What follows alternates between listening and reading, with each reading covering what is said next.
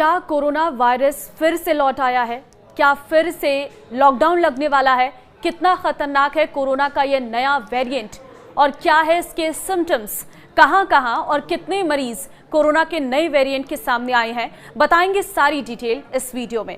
नमस्कार, मैं हूं आपके साथ ममता तिवारी। आप देख रहे हैं न्यूज़ 18 का डिजिटल प्लेटफॉर्म। 30 जनवरी 2020 ये वो तारीख है जब भारत में कोरोना का पहला मामला सामने आया और उसके बाद क्या हुआ, सबकी जिंदगी बदल गई थी।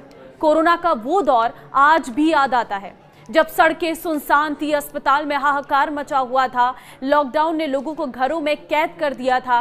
कोरोना वायरस ने बहुत से लोगों को गहरे जख्म दिए हैं, लेकिन फिर धीरे धीरे जब कोरोना की वैक्सीन आई तो चीजें सामान्य होती चली गई। लेकिन क्या एक बार फिर कोरोना वापस लौट रहा है? पहले खबर आई थी कि आईपीएल में हैदराबाद टीम के बल्लेबाज ट्रेविस हेड कोरोना पॉजिटिव हो गए हैं। खेल के बाद कोरोना का असर सिनेमा जगत तक पहुंच चुका है। Big boss fame Shilpa Shirodkar corona संक्रमित हो गई हैं और इस बात की जानकारी उन्होंने खुद अपने सोशल मीडिया अकाउंट पर दी है और कहा है कि मेरी कोरोना टेस्ट पॉजिटिव आई है, आप सभी लोग सेफ रहें और मास्क पहनना ना भूलें। देखिए, पिछले कुछ समय से कोरोना के मामले सामने नहीं आ रहे थे, लेकिन हाल ही में सिंगापुर और हांगकांग जैसे दक्षिण पूर्व एशियाई देशों में कोविड-19 के बढ़ते मामलों ने भारत में भी चिंता बढ़ा दी है। और अगर बात करें मुंबई की, तो वहां पर अब तक 53 मामले सामने आ चुके हैं जब तक हम आपको ये वीडियो की तरह जानकारी दे रहे हैं। हालांकि ये आंकड़े बढ़े हैं, घटे हैं, इस बारे में अभी कोई स्पष्ट जानकारी आपको इस वीडियो में नहीं मिलेगी, लेकिन जो करंट के आंकड़े अभी सामने आए हैं वो आंकड़े हम आपको पेश कर रहे हैं। देखिए, हम मुंबई के सबसे पहले आंकड़े आपको बता रहे हैं जहां पर 53 मामले सामने आए हैं। ऐसे में बीएमसी ने एशिया के कुछ हिस्सों में बढ़ते मामलों के बावजूद शांति बनाए रखने और निगरानी जारी रखने का आग्रह किया है। साथ ही नागरिकों को सलाह दी है कि अगर कोविड के लक्षण दिखाई दे तो वे मेडिकल हेल्प लें। केरल, महाराष्ट्र और तमिलनाडु में फिलहाल देश में सबसे अधिक केस सामने आ चुके हैं, जिससे राज्य सरकारों की चिंताएं बढ़ गई हैं और कोरोना के बढ़ते मामलों पर स्वास्थ्य मंत्रालय की ओर से कहा गया है कि फिलहाल मामला कंट्रोल में है। हालांकि बढ़ते मामलों के मद्देनजर समीक्षा बैठक की गई है। आपको जानकारी दे दें कि दक्षिण भारत के केरल और तमिलनाडु में कोरोना के मामले पिछले कुछ दिनों में तेजी से बढ़ रहे हैं।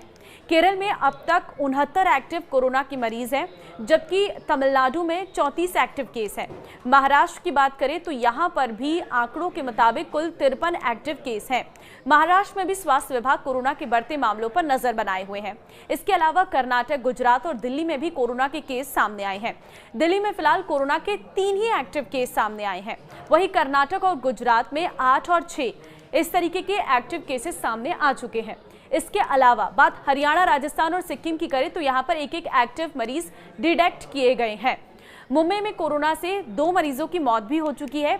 एशियाई देशों में कोरोना के फिर से फैलने की वजह से हालात और बिगड़ते जा रहे हैं। इससे वैश्विक स्तर पर कोरोना को लेकर एक बार फिर से चिंताएं बढ़ गई हैं। हांगकांग और सिंगापुर में कोरोना के बढ़ते मामले लगातार सामने आ रहे हैं। सिर्फ मई के महीने में ही सिंगापुर में 14,000 कोरोना के एक्टिव केस सामने आ चुके हैं। हालांकि भारत में फिलहाल ये आंकड़ा सिर्फ 257 एक्टिव केसों तक ही सीमित है, जो कि जनसंख्या को देखते हुए काफी कम ही है। स्वास्थ्य मंत्रालय ने कई स्वास्थ्य विभागों के अधिकारियों के समक्ष समीक्षा बैठक की है और बैठक के बाद ये कहा गया है कि फिलहाल भारत में कोरोना महामारी कंट्रोल में है। कोरोना का नया वेरिएंट वो भी मैं आपको बताती हूँ, इसके सिम्टम्स क्या हैं और आपको किस तरीके से सावधानी बरतनी है वो भी आप जान लीजिए। देखिए, नई वेरिएंट का नाम है JN.1। देखिए, ये नाम के इस वेरिएंट की गंभीरता इतनी है कि ये काफ़ी तेज़ी से एक दूसरे में फैलता है। हालांकि घबराने की आपको ज़रूरत नहीं है, क्योंकि अधिकतर मामलों में काफ़ी हल्के लक्षण सामने आ रहे हैं, जिसमें हॉस्पिटल में भर्ती होने की ज़रूरत भी नहीं पड़ती है। वहीं नए वेरिएंट के लक्षणों की बात करें तो साधारण सर्दी जुकाम, गले में खराश, बुखार, खांसी, नाक बहना और थकान है। वहीं कुछ लोगों को सिर दर्द और हल्की सांस की शिकायतें भी हो सकती हैं। कोरोना के पहली वेरिएंट की तरह स्वाद और गंध ना आने की शिकायत इस वेरिएंट में नहीं देखी जा रही है। ये नया वेरिएंट उन सभी लोगों को प्रभावित कर सकता है जो कमजोर इम्यूनिटी वाले हैं और जिन्होंने वैक्सीनेशन अभी तक नहीं कराया है। इसलिए इस वेरिएंट का खतरा बुजुर्गों और छोटे बच्चों में अधिक रहता है।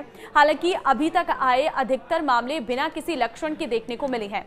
देश में अधिकतर लोगों ने कोरोना से बचाव के लिए अपना वैक्सीनेशन पूरा करा लिया है, लेकिन वैक्सीनेशन कोरोना के इस नए वेरिएंट से कितना बचाव करता है, इसका जवाब ये है कि वैक्सीन लगवा चुके लोगों का संक्रमण का खतरा काफी कम है, लेकिन फिर भी सावधानी जरूर रखनी चाहिए। वैक्सीन लेने से वायरस से संक्रमण में होने आने वाले गंभीर लक्षणों का खतरा टल जाता है। कोरोना से बचाव के उपाय ये हैं कि कोरोना से बचाव के लिए आपको भीड़ भाड़ वाले इलाकों में जाने से बचना है। घर से बाहर निकलते समय हमेशा आपको मास्क का इस्तेमाल करना है। अपने हाथों को बार बार साबुन या फिर सैनिटाइजर से साफ करना है। किसी भी तरह का लक्षण दिखने पर घर में रहें और डॉक्टर से आपको संपर्क करना है। अपनी इम्यूनिटी को बूस्ट करने के लिए बैलेंस डाइट लें और एक्सरसाइज जरूर करें। कमजोर इम्यूनिटी वालों को थोड़ा संभल कर रहने की जरूरत है। ऐसे लोगों को ये आसानी से अपना निशाना बना लेता है। तो देखिए, कोरोना का नया वेरिएंट आ चुका है। हालांकि आपको घबराने की जरूरत नहीं है, लेकिन हाँ, आपको सावधान रहने की बहुत जरूरत है, क्योंकि अगर आप गलतियां करेंगे तो ये वायरस फैलेगा, और अगर ये वायरस फैलेगा तो ये पुराना रूप भी ले सकता है, यानी कि एक बार फिर से वो सिचुएशन आ सकती है जब हम लॉकडाउन में घर के अंदर बंद हो सकते हैं। तो ऐसे में बहुत जरूरी है कि आप अपनों का ख्याल रखें। इस वीडियो को शेयर कर दीजिए ताकि लोगों को भी इस नए वेरिएंट के बारे में पता चल सके और वो थोड़ा सा अवेयर हो सके। नमस्कार।